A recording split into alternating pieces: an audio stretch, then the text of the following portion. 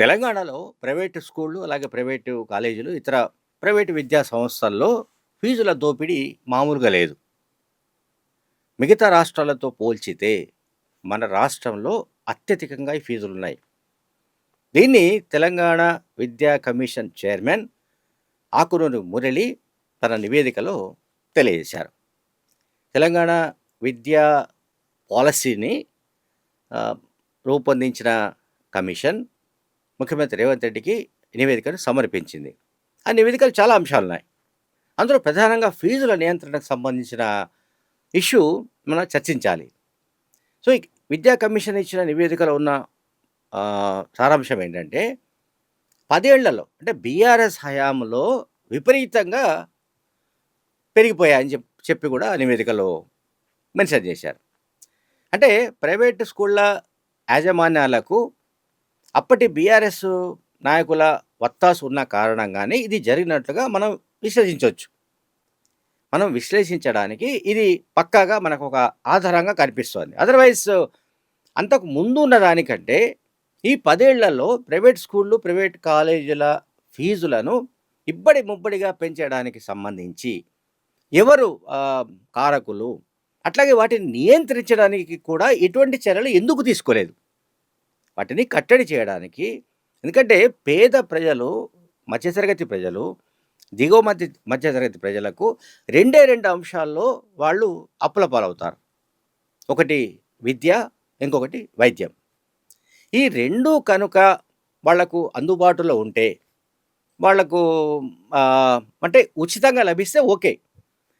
ఇంకా అంటే నాణ్యమైన విద్య ప్రభుత్వ విద్యా సంస్థల్లో లేదనే అభిప్రాయంతో జనరల్‌గా ప్రతి మనిషి కూడా, ప్రతి కుటుంబం కూడా తమ పిల్లల్ని ప్రైవేటు స్కూళ్ళలో, ప్రైవేటు విద్యా సంస్థలో చదివించడానికి ప్రయత్నిస్తారు.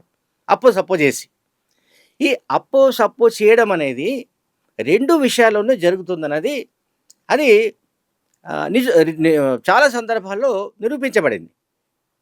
ఒకటి విద్యాపరంగా, ఇంకొకటి వైద్యపరంగా. ఈ 2 కీలకమైన రంగాలు. ఎందుకంటే ఒకవేళ ఇంట్లో, కుటుంబంలో ఎవరికైనా ఏదైనా ఆరోగ్యపరమైన సమస్య తలెత్తితే తమ భూములు అమ్ముకొని, తమ తాళిబొట్లు కూడా అమ్ముకొని, వాళ్ళు తమ కుటుంబ సభ్యుల చికిత్స కోసం ప్రయత్నిస్తున్న సందర్భాలు అన్నీ మనం చూస్తున్నాం. సో, ఇక విద్యా వ్యవస్థ విషయానికొస్తే బీఆర్ఎస్ హయాంలో విద్యారంగం తీవ్ర నిర్లక్ష్యానికి గురైనట్లుగా మనకు అనేక ఉదంతాలున్నాయి. అసలు ఆ సమయంలో యూనివర్సిటీలో వైస్ ఛాన్సలర్స్‌ను కూడా నియమించలేదు. అప్పుడంతా ఐఏఎస్ అధికారులనే ఇన్‌చార్జ్ వీసీలుగా పెట్టి నడిపించారు. సో, స్కూళ్ళు, అలాగే కాలేజీలు, ఇటువంటి ప్రైవేటు ఏవైతే సంస్థలున్నాయో వాటిలో ఫీజుల నియంత్రణకు సంబంధించి ఇప్పుడు ముఖ్యమంత్రి రేవంత్ రెడ్డి సీరియస్ డిసిషన్ ఒకటి తీసుకున్నట్టుగా మనకు స్పష్టంగా కనిపిస్తోంది. అంటే జిల్లాల్లో అయితే జిల్లా కలెక్టర్ సారథ్యంలోని ఒక వ్యవస్థ, అంటే ఒక కమిటీ అసలు ఫీజులకు సంబంధించి అంటే ఆ జిల్లాలో ఉన్న పరిస్థితులకు అనుగుణంగా ఏ రకంగా ఫీజులను ప్రైవేట్ స్కూళ్ళు అండ్ కాలేజీల్లో ఫీజుల నియంత్రణకు సంబంధించి ఆయా జిల్లా కలెక్టర్లు ఇచ్చే నివేదిక ఆధారంగా నిర్ణయాలు తీసుకోవడానికి రాష్ట్ర ప్రభుత్వం నిర్ణయించింది.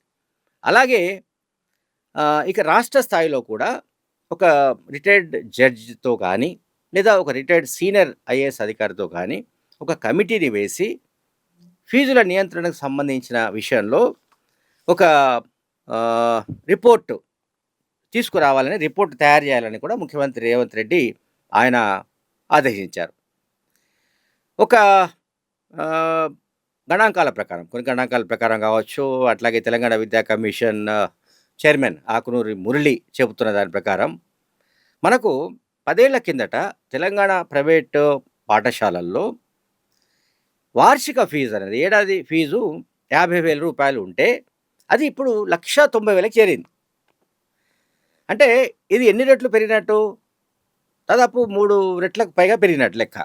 50,000 ఉన్నది 1,90,000 అంటే దాదాపు 2,00,000 వేసుకుందాం. అంటే 3 టైమ్స్ పెరిగినట్టుగా మనం భావించాలి.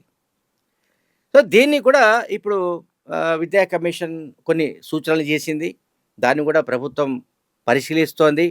అండ్ అలాగే అంటే ప్రతి సంవత్సరం ప్రైవేటు విద్యా సంస్థలు ఆల్మోస్ట్ 10-30% ఏదో 2, 3% కాకుండా 10-30% పైగా ఈ ఫీజుల వ్యవహారాన్ని పెంచుకుంటూ పోతున్నాయి ఎవరు ప్రైవేట్ సంస్థలు. కనుక ప్రైవేటు విద్యా సంస్థలను కట్టడి చేయవలసిన బాధ్యత, ప్రైవేటు సంస్థల్లో ఫీజుల కట్టడి చేయాల్సిన బాధ్యత ప్రభుత్వంపై ఉంది. కనుక ప్రభుత్వం ఈ దిశగా అనేక చర్యలు చేపట్టినట్టుగా మనకు కనబడుతోంది. అట్లాగే 2015, 16లో కూడా తెలంగాణలో ప్రైవేటు విద్యా సంస్థల్లో రూ. 50,000 ఫీజు ఉంటే, అదే ఉత్తరప్రదేశ్‌లో రూ. 35,000 మాత్రమే. చూడండి 2015 లెక్కల ప్రకారం 2015 అంటే ఒక 10 ఏళ్ల కిందట ఉత్తరప్రదేశ్‌లో 35,000 ఉంటే ఇక్కడ 50,000. అలాగే తమిళనాడులో 40,000, ఆంధ్రప్రదేశ్‌లో 35,000, 38,000, ఢిల్లీలో అత్యధికంగా రూ. 60,000 ఉండేది. ఎప్పుడు 2015లో. తర్వాత ఆ సమయంలో సో నెక్స్ట్ 2025, 26 అంటే ఇప్పుడు యాజ్ ఆఫ్ నౌ ఇప్పుడున్న పరిస్థితి ఏంటంటే తమిళనాడులో రూ. 1,00,000, ఆంధ్రప్రదేశ్లో 95,000 అండ్ ఉత్తరప్రదేశ్లో 95,000, తమిళనాడులో రూ. 1,00,000, ఆంధ్రప్రదేశ్లో అయితే రూ. 5,000, ఢిల్లీలో రూ. 60,000, తెలంగాణలో మాత్రం రూ. 1,90,000. అంటే ఏ రకంగా వీటిని పెంచినట్లు, దీనికి సంబంధించిన ప్రమాణాలు ఏంటి, దీనికి సంబంధించిన అసలు అంటే ఇండికేటర్స్ ఏంటి, ఏ రకంగా పెంచడానికి ప్రైవేట్ సంస్థలు ధైర్యం చేశాయి? ఇది చాలా కీలకమైన ప్రశ్న.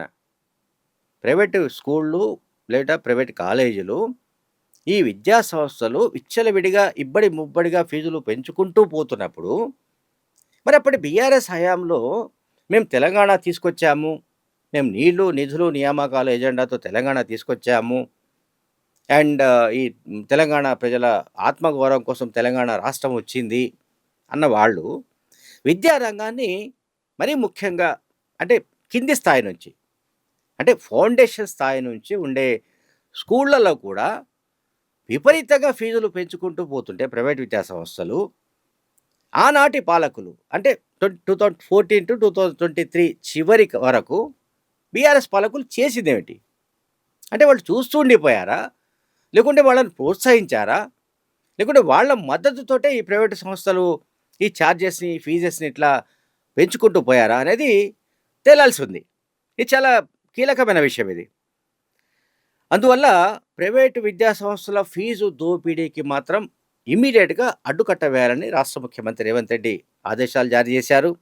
దీనికి సంబంధించి వెంటనే ఒక కమిటీలు కూడా ఏర్పాటవుతున్నట్టుగా కనబడుతోంది. అలాగే ఇంజినీరింగ్ తరహాలోనే ప్రత్యేకంగా ఫీజు నియంత్రణ కమిటీ ఉండాలని కూడా విద్యా కమిషన్ సూచించింది. అలాగే విద్యార్థులకు ట్రాన్స్‌పోర్ట్ కావచ్చు, బోటింగ్ కావచ్చు, భోజనం కావచ్చు, లేదా విహారయాత్రలు కావచ్చు, క్యాపిటేషన్ ఫీజు, పాఠ్య పుస్తకాలు, లేకపోతే యూనిఫామ్స్ అండ్ స్టేషనరీ పేరుతో కూడా ఈ ప్రైవేటు విద్యా సంస్థలు ఎంత విచ్చలవిడిగా దోపిడీ చేస్తున్నాయో ఆ అంశాలన్నీ కూడా విద్యా కమిషన్ ఈ తెలంగాణ నూతన విద్యా పాలసీ పేరిట సమర్పించిన నివేదికలో స్పష్టంగా తేల్చి చెప్పారు. సో ఆకునూరి మురళి సారథ్యంలోని విద్యా కమిషన్ ఇచ్చిన నివేదిక, ఆ నివేదికలోని సారాంశాన్ని ప్రభుత్వం సీరియస్‌గా తీసుకుంది. వాటిని అమలు చేయడానికి సంబంధించిన ప్రయత్నాలను ప్రారంభించినట్టుగా కనిపిస్తోంది. Thank you very much.